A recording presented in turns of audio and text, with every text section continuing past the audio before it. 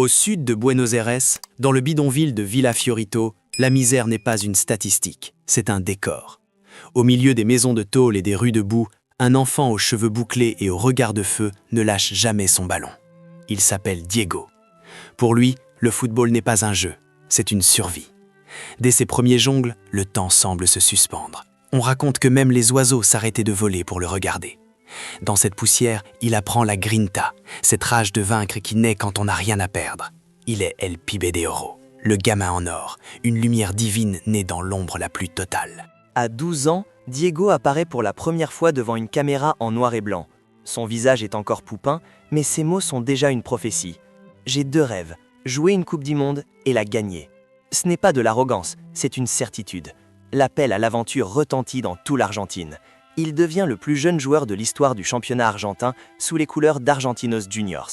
Le pays comprend que ce gamin n'est pas seulement un talent, il est l'espoir de tout un peuple qui cherche son identité. Le voyage commence, porte-manche qui pèsera sur ses épaules toute sa vie. Après un passage éclair et passionné à Boca Juniors, Diego s'envole pour l'Europe.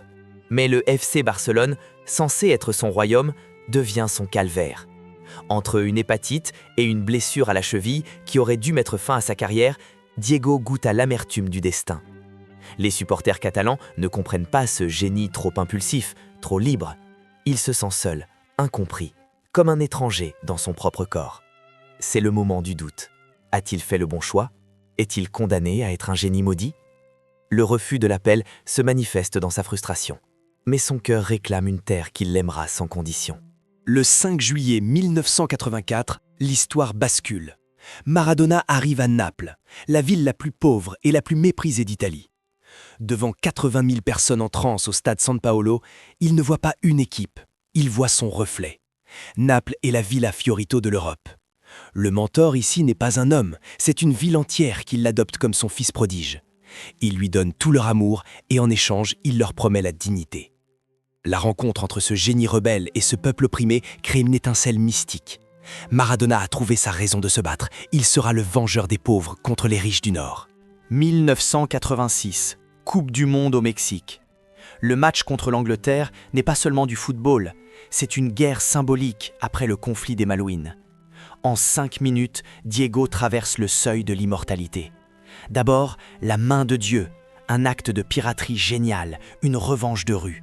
Puis le but du siècle, une course de 60 mètres où il efface toute l'équipe anglaise. Ce jour-là, Maradona cesse d'être un homme. Il devient un symbole de résistance, un magicien capable de plier la réalité à sa volonté.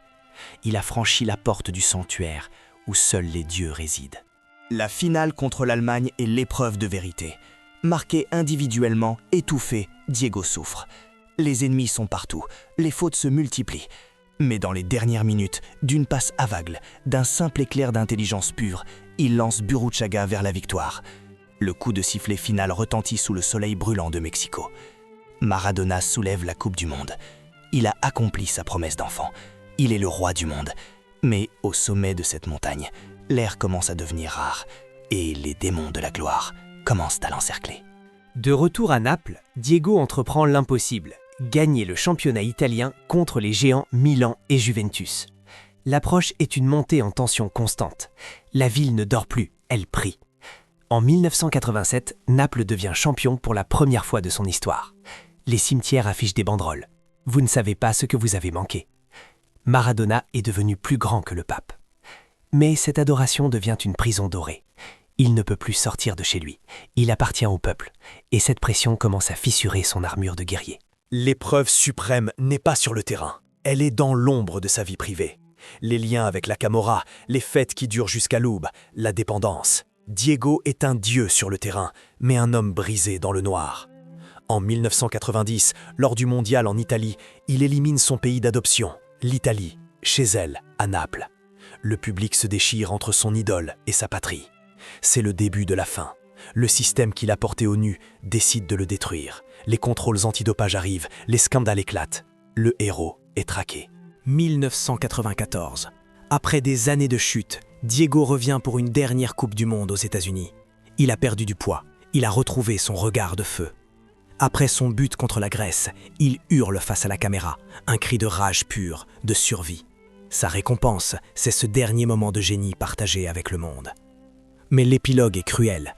Un contrôle positif à l'éphédrine le bannit du tournoi. « On m'a coupé les jambes », dit-il en pleurant. La récompense est amère, mais le monde a eu le temps de voir, une dernière fois, l'étincelle du plus grand. Le chemin du retour le ramène à la maison, à la Bombonera, le stade de Boca Juniors. Devant son peuple, il fait ses adieux. Sous la pluie, il prononce ces mots historiques. « J'ai fait des erreurs, et je les ai payées. Mais le ballon ne se salit pas. La pelota no se mancha. » Il accepte sa condition d'humain imparfait. Il quitte le terrain, mais il reste le coach, le supporter, l'âme de l'Argentine. Le héros accepte que sa quête physique soit finie, pour laisser place à sa légende spirituelle. Ces dernières années sont une alternance entre la vie et la mort, entre les hôpitaux et les bancs de touche de Dubaï ou de Mexico. Chaque fois qu'on le pense fini, il ressuscite. Il devient le sélectionneur de l'Argentine en 2010, portant Lionel Messi comme son fils spirituel. C'est sa résurrection symbolique. Il transmet l'élixir du génie à la génération suivante. Il ne peut plus courir, mais sa présence seule suffit à électriser un stade. Le monde entier observe ce vieux lion fatigué avec une tendresse infinie. Le 25 novembre 2020, le monde s'arrête. Diego Armando Maradona s'en va. Mais il ne part pas les mains vides. Il laisse au monde l'élixir de la passion, l'idée que le football est le seul endroit où un pauvre peut battre un riche, où un petit peut devenir un dieu. Il rejoint le panthéon du foot héritage éternel, non pas comme un saint, mais comme le plus humain des dieux. À Naples et à Buenos Aires, des bougies brûlent pour l'éternité. Le voyage est fini, la légende commence.